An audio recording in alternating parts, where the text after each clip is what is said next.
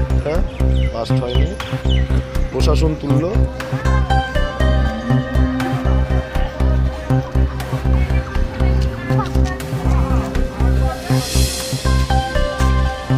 এইখানে ছিল গেটের মুখে,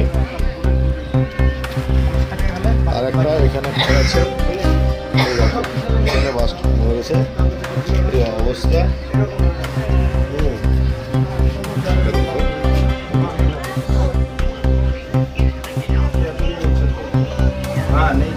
ওটা খোঁজ করুন, ওটা ফেটে এখানে পড়ে আছে। দেখেন একটু। হ্যাঁ স্যার, না না সেটা না, আমি বললাম যেটা স্যার আসুক,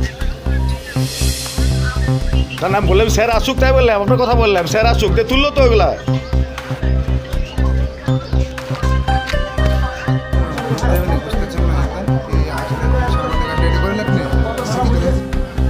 এ দেখেন বোম ব্লাস্ট করেছে আমার বাড়ির সামনে। এই দেখুন মেন গেট, গেটের ভিতরে আর একটা বোম ব্লাস্ট করেছে। এই দেখুন ভিতরে,